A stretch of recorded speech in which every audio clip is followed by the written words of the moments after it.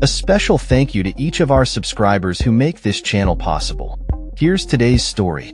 In a remarkable development in the political landscape of Washington, President Donald Trump has transformed a walkway in the West Wing into what he is calling the Presidential Walk of Fame. This new installation features a series of plaques that present a distinctly partisan view of past presidents, reflecting Trump's ongoing efforts to reshape the historical narrative surrounding his presidency and his predecessors. The plaques, adorned with bold language reminiscent of Trump's unique style, include references to current President Joe Biden, whom Trump derogatorily labels as Sleepy Joe, and depict Republican icon Ronald Reagan as an admirer of a younger Trump. This initiative is part of a broader strategy by Trump to leave a lasting imprint on the White House, following other significant changes such as the redecoration of the Oval Office and plans for the demolition of the East Wing to create a grand ballroom. An introductory plaque on the Walk of Fame states that it was conceived, built, and dedicated by President Donald J. Trump as a tribute to past presidents, good, bad, and somewhere in the middle.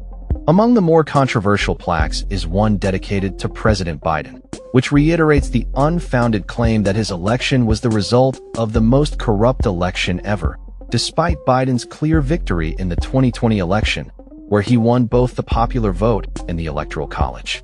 This plaque goes on to label Biden as by far the worst president in American history. Former President Barack Obama, who served as Trump's predecessor and was the first black president in the nation's history, is described on his plaque as one of the most divisive political figures in American history.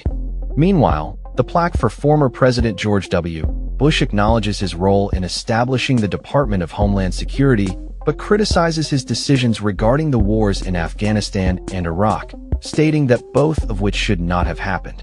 White House Press Secretary Caroline Leavitt defended the texts, claiming they are eloquently written descriptions of each president, and noted that many were penned directly by Trump himself. As for Biden, he opted not to comment on the plaque dedicated to him. Emails sent to aides for Obama and several other former presidents did not elicit immediate responses.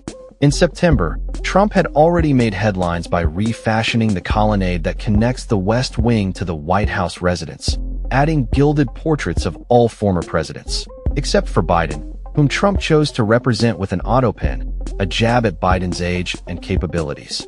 This display is strategically positioned along the wall of the colonnade, which is the usual route for Trump and his preferred guests, including foreign dignitaries, to access the Oval Office. The introductory plaque also suggests that Trump's addition to the White House will endure beyond his presidency, stating, "The Presidential Walk of Fame will long live as a testament and tribute to the greatness of America."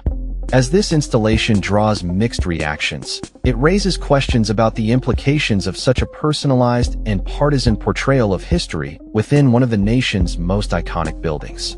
Critics argue that this move further politicizes the White House and undermines the tradition of nonpartisan respect for the office of the presidency, while supporters may view it as a bold statement of Trump's legacy and influence.